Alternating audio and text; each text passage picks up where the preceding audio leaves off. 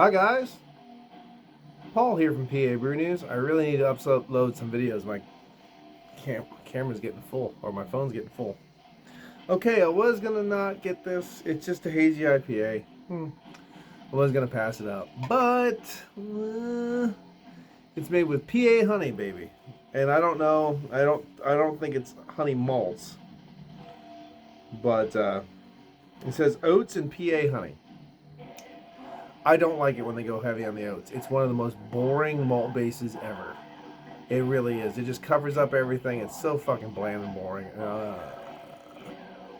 Let's just be fucking honest. I'm gonna get the negativity out of the way. All right. 7.1 alcohol by volume.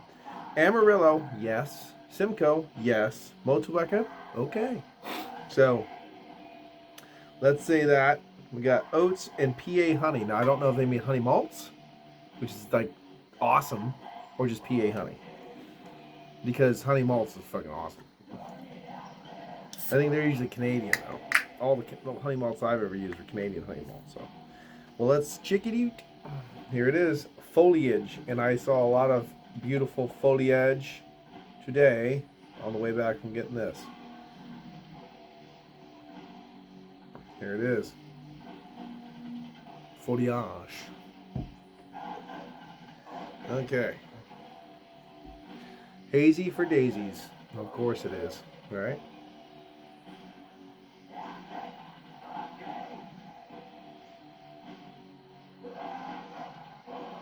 Soft earthiness, brayiness. Not a lot of sweetness coming out, but there's a little bit of citrus tonality, a little bit of tangerine orange vibe.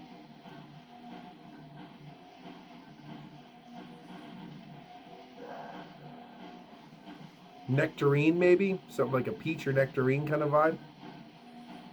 Kind of a darker fruit. Cheers.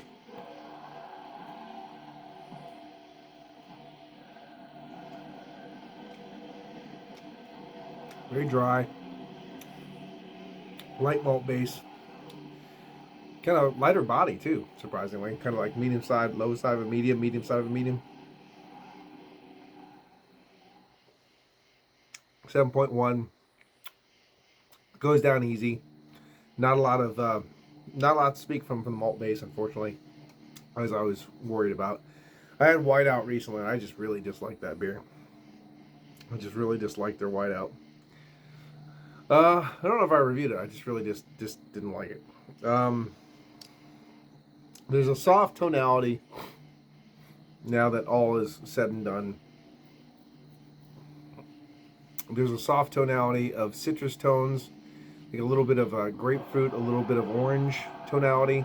There is a subtle tonality of maybe like a little bit, again, like a tangerine kind of vibe, or something like or actually a nectarine vibe in the back of the palate. Maybe passion fruit if I really had to say so, but it's very faint.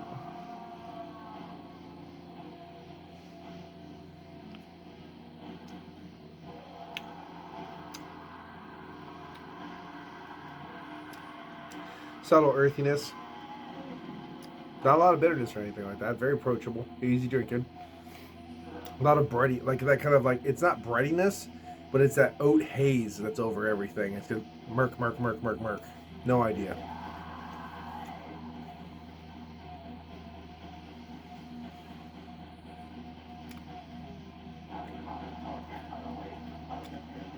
This would be actually interesting if it had a kicked up sweet, like a very pronounced sweetness.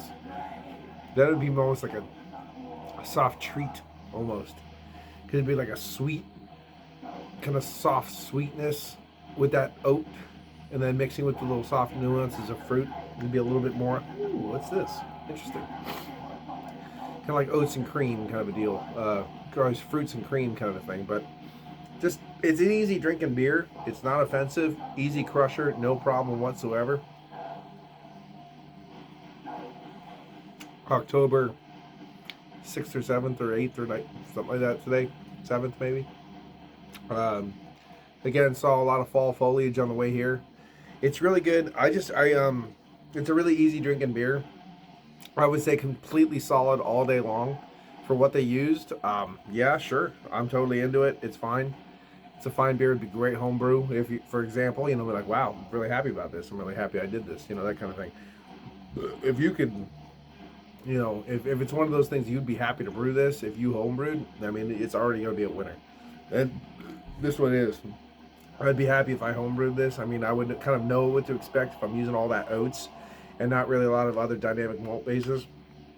You're going to get the haze, you're going to get a little bit of a dull malt base, and this is what this has. You know what I mean? So let's see what it says. Let's put the rest in and see if there's any clumps. It shouldn't be. I moved it around a little bit, and there isn't. It's just that same kind of soft yellowish haze. Check out the label, though, the foliage. I should actually paint something this week before I go back to work.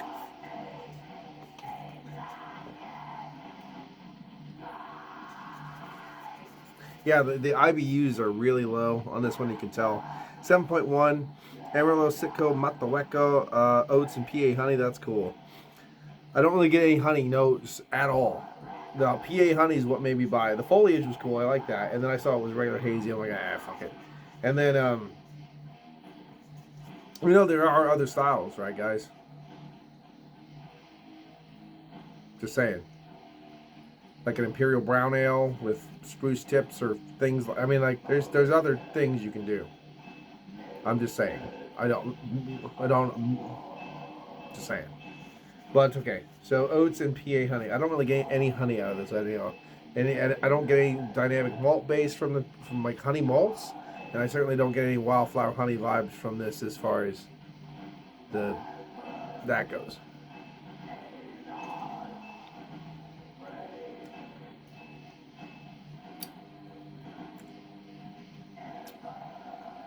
It's not bad though. There is something moving. There is something kicking up that malt base to the next degree, subtly. Other than just oats, and it must be that honey. But honey malt, honey, I don't know. But I'm not getting any distinctive taste to say that's what that is. If you know what I'm saying. So it says sweet citrus. There's a little bit of piffy citrus and stuff. Nothing too crazy. Overripened stone fruit. Yeah, and in the nose, I said there was a peach or nectarine or something like that, and then maybe a little passion fruit or something. There's something in the back, but it's in the taste. It's very subtle in the back. And fresh cut lime.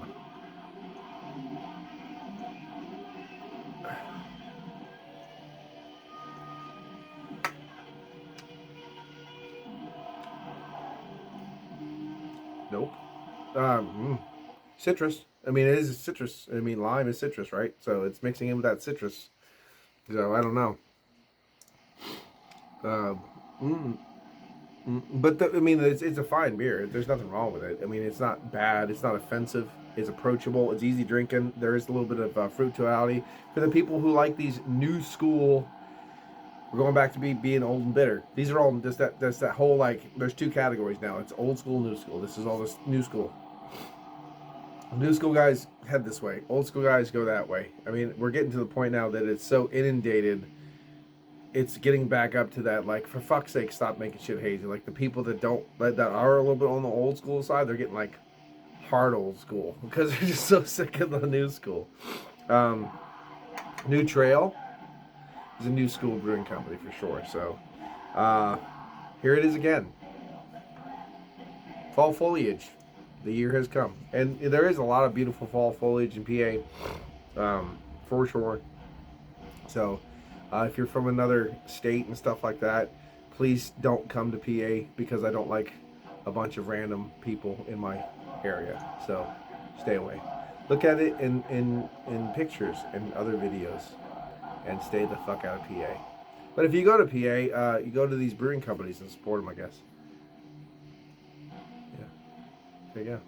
I'm gonna give it a solid score, 7.5. Solid score. It is. It's kind of says it is what it kind of says it is. So you know what I mean. So there you go. Nothing. I kind of like the artwork, the vibe. You know what I mean. The PA honey is what kind of sold me on it, but I don't really get any of that so much. Per se, but there's something in there. You know, there's some kind of it that I can't really pick out as far as taste and smell and stuff like that goes, but there's something. It says PA honey, I'll have to believe them.